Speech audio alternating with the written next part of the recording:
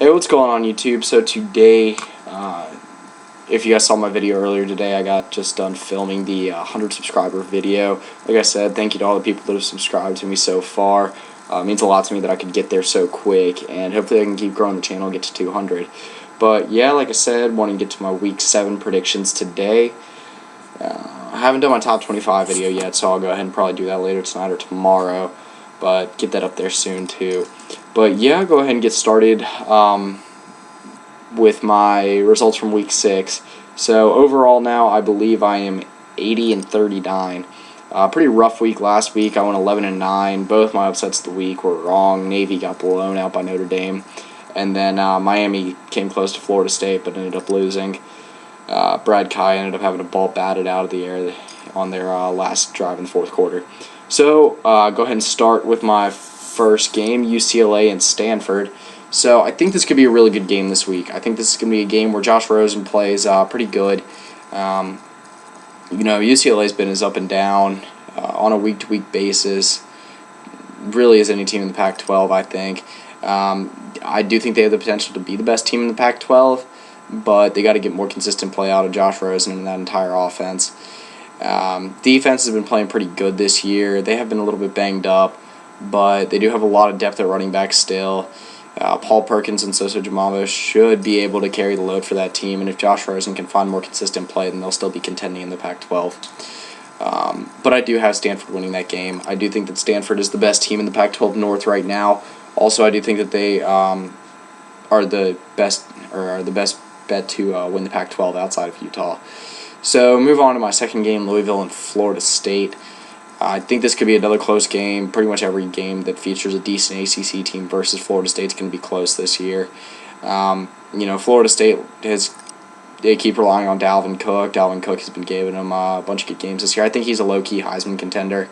He's been playing unbelievable this year, been carrying that team. Everett Golson hasn't been playing necessarily bad, but he has been playing great.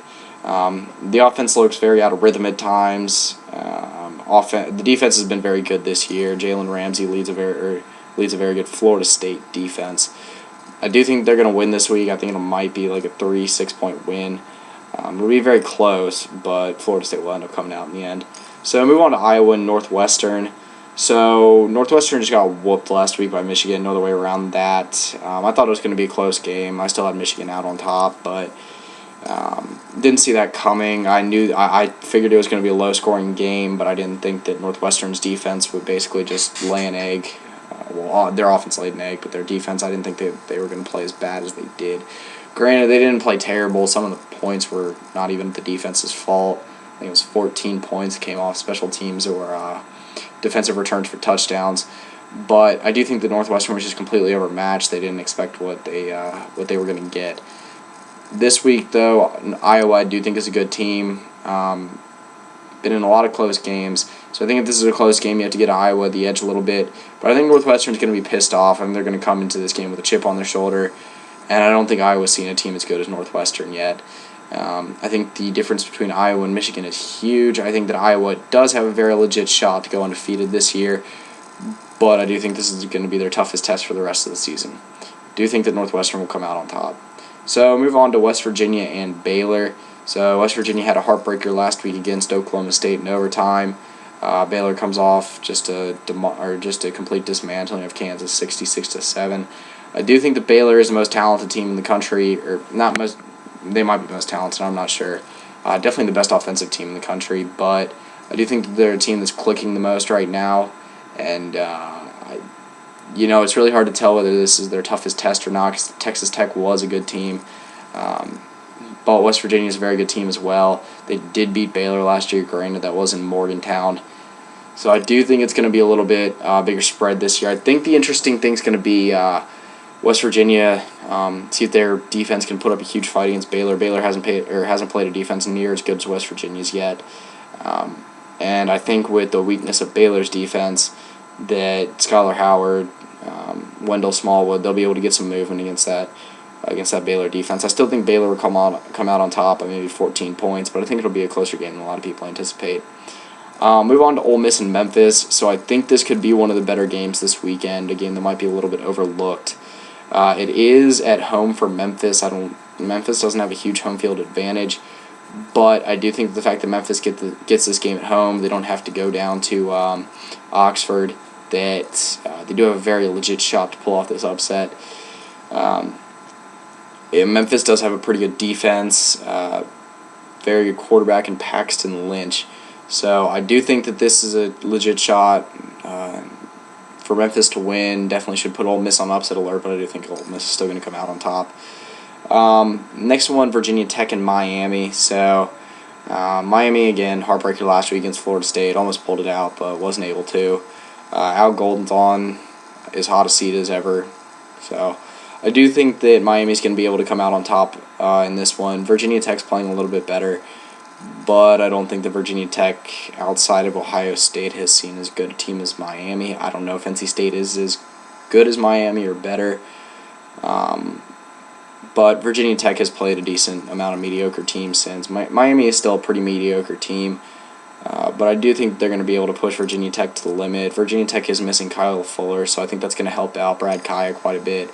And Walton and Yerby have also been playing pretty good this year, so I think that running back combo, that 1-2 punch combined with Brad Kaya, is going to give Miami enough to win the game. So move on to Michigan State and Michigan. So this one's tough. As much as I want to say, I'm not ready to give the title to Michigan yet. A lot of people a couple years ago, when Michigan State was on the up and coming with Mark D'Antonio, a lot of people said Michigan State's not ready to win this game, and just a couple years in a row they've just whooped Michigan now. Now it's the opposite way around. Michigan State is pretty much the champion of. They are the champion of Michigan right now, and Michigan has just looked unbelievable the last couple weeks. The defense has been playing out of their minds. Michigan State has been playing down to the competition like no other. Obviously Oregon's not near as good as a lot of people thought they were. I don't think that Michigan State's going to be able to come out on top in this one. I do think that Michigan's going to win this game and firmly insert themselves into the college football playoff race. I do think this game's going to be a lot closer than some people think. I know that most people aren't expecting a blowout, but a lot of people are expecting Michigan just to shut down Michigan State's offense and be able to run away with maybe a 21-point win. I think it'll be probably a 3-point game. So move on to OU and Kansas State. So Oklahoma, pretty much everyone knows Red River last week. They lost to Texas. I think they're going to be pissed off.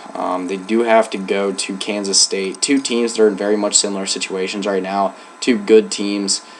Kansas State came very close to upsetting TCU last week. Going into Manhattan's a very tough place to win. I do think OU's going to win. I just don't see them losing this game after losing to Texas. OU's still a good team. I just think that they looked way too sluggish against Texas. I don't think they were expecting Texas to come out that good, and I think they overlooked the game way too much. I don't think they're going to overlook the game this weekend. You've got to respect what Bill Snyder's done this year with such a shallow amount of quarterbacks left. Joe Huber's been playing pretty good, put up a good fight last week against TCU. If the defense is able to play a little bit better, shut down Baker Mayfield, then I could see Kansas State pulling off the upset, but I do think OU is going to win. So move on to Nebraska and Minnesota. So I put a lot of faith in Nebraska this year, and they've come up short quite a bit. So they did lose to Wisconsin in a close game last week. It was actually a pretty entertaining game. I didn't think it would be. But they do play a Minnesota team that's hard to get a gauge on this year.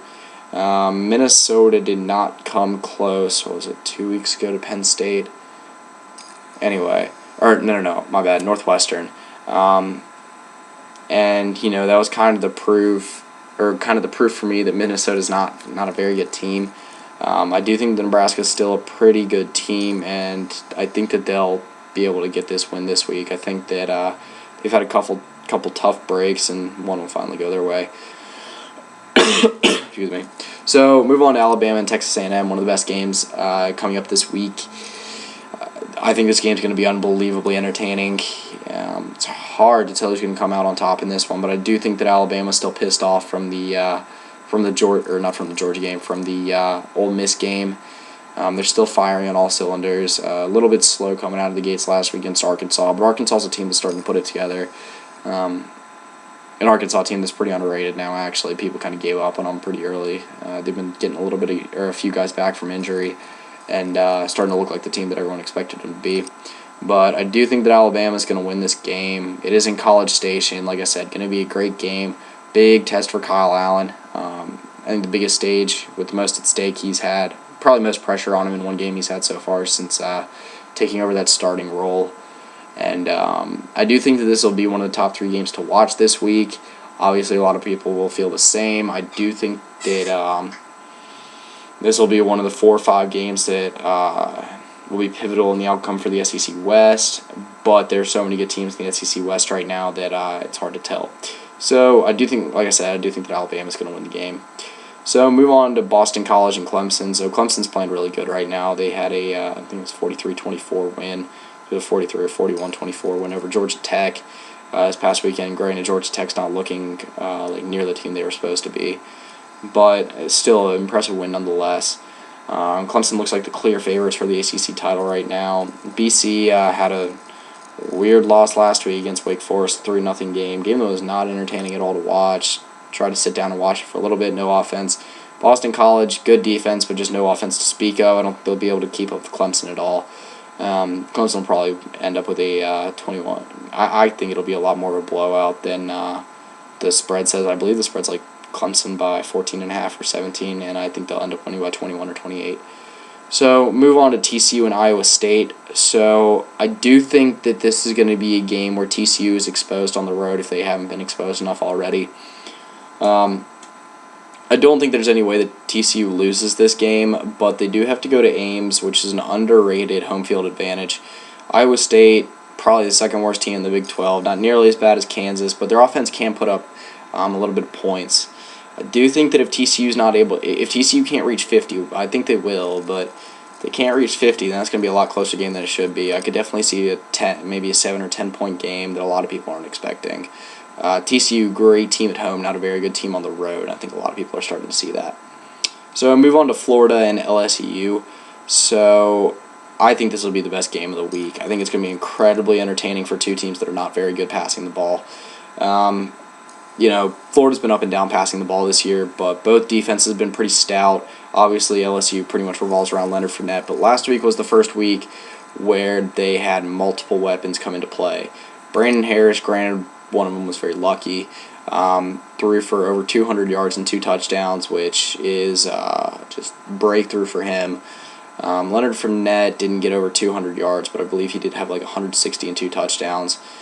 And as good as Florida's defense has been, they haven't seen a player. Obviously, they haven't seen a player like Leonard Fournette yet. I don't think anyone can really stop him. He is the best player in college football by far right now. Trayvon Durrell, however you say it, sorry, played pretty well last week too for LSU, so it's good they're finding more playmakers. I do think that LSU is going to come out with about a 6 or 7 point victory in this, but I do think Florida's a good team. So move on to Mizzou and Georgia. So 2 teams going in the same direction. Georgia, just a painful week for them last week, dropping the tying touchdown, finding a way to lose to a Tennessee team that couldn't finish this year, but nonetheless, they did lose the game. Nick Chubb looks like he might be done for the season, but I guess if you're trying to find good news for Georgia, Sonny Michel and Keith Marshall have both been looking pretty good. Grayson Lambert seems to be getting worse and worse, which is not good news for them, but the defense has been playing all right. I think the receivers definitely need to step up. Malcolm Mitchell's been having a solid season, but outside of him, Reggie Davis has been dropping balls that he shouldn't have. Obviously, like I said, the drop ball in the end zone last weekend against Tennessee. I do think that Georgia's going to win this game just because Mizzou's offense has looked so anemic pretty much every game this year. Don't know if they're going to I don't know if Matty Mock's back from suspension. I thought Drew Lock would be able to run the offense a little bit better than he did last week against Florida. Granted, I believe that was it was like his first or second start ever, so having that against a team like Florida would be tough to do, but I do think that Georgia's going to end up coming out on top, especially the fact that the game's played at Athens. So move on to USC and Notre Dame, a game that a couple weeks ago looked like it'd have a lot bigger stakes than it does right now. Notre Dame still firmly a contender for the college football playoff, especially with that impressive win against Navy last weekend. But USC just all sorts all sorts of a mess right now. Steve Sarkisian's gone. They look terrible. Like, it doesn't even, you can't even describe how bad they looked last week. The offense just, Cody Kessler couldn't throw. It just, all that talent just looked like, Adoree Jackson was getting beat by receivers that he really shouldn't have. Juju Smith didn't look that good. Just not able to bring it together for USC. So I do think Notre Dame's going to end up with a 10 or 13 point victory. I do think the USC is going to compete just because of the fact that it's a huge rivalry game. But Notre Dame should be able to run away with this one in the end. So I move on to Penn State and Ohio State. I do think this is going to be one of the best games of the week. Definitely got to put Ohio State on upset alert. Penn State's been playing really well recently, and I believe they won 5 in a row since getting whacked by Temple in the opening week, which Temple does actually look like a pretty good team now. They are on the top 25, I believe. I do think Ohio State's still going to come out on top. I do still think that Ohio State is the number 1 team in the country. They lost that spot in the coaches poll, but they still hang on to it for the AP poll. And I think if Ohio State can come out with maybe a 17 or 20 point victory, I think that'll put a lot of the doubts to bed. I don't think they will, but since the game is in the horseshoe, I think that Ohio State will be able to come out with the victory in the end. So move on to Arizona State and Utah and my upset of the week. So this one's bold. I think that Arizona State's going to win. I think that Arizona State's bringing it together a lot better now. If you guys watched the game against UCLA, it looked like a completely different team. Berkovici's been playing pretty good this year, honestly. Hasn't been getting the credit he really deserves. Demario Pritchard's been good at running back. Especially if DJ Foster can start playing better, then I think Arizona State will be able to beat Utah. I think that Travis Wilson's starting to cool down a little bit. I think that he's going to have some troubles against Arizona State, and I do still think that Utah is a good team, but I just feel like this is going to be an upset this week. Like I said, my upsets of the week haven't been going so well so far this year, but I do have faith in this one. So move on to Oregon and Washington. This game's tough. So Washington did just beat USC, but they should have beaten them probably by 20 points. If you guys watched the game, Jake Browning missed a lot of throws that he should have hit, and USC just looked like an all-out mess. Oregon not in a much better situation, lost to Washington State at home. Their defense can't stop anything, it seems like. The offense, while it can put up points, still has a lot of talent at the skill positions outside of quarterback. There's just no rhythm as a team. I do think that Oregon's going to be able to come out on top. This is probably my least confident pick of the week. The game is in Seattle, so Washington does have the home field advantage, but I don't think that's really ever had an effect on Oregon. I think if Oregon loses, it's just because their defense can't stop anything, but I don't think that Jake Browning's going to be able to put together a complete enough effort to win. So move on to Auburn and Kentucky, and I think this game is going to be another messy one. Auburn has won 2 straight now or something like that. Defense has been looking better. Offense, not really. They're still starting Sean White at quarterback. I think it was way too early to pull the plug on Jeremy Johnson. Like I said, Sean White hasn't been looking, well, it's hard to look worse than Jeremy Johnson did, but Sean White hasn't been looking very great either. Kentucky's honestly been a decent team this year. They were able to get a win against Mizzou a couple weeks ago that I really didn't see coming. I do think that they will. I think they will be in the middle of the pack in the SEC East this year, and I believe the game's at home for them, so I think they can maybe ink out like a 3-point victory.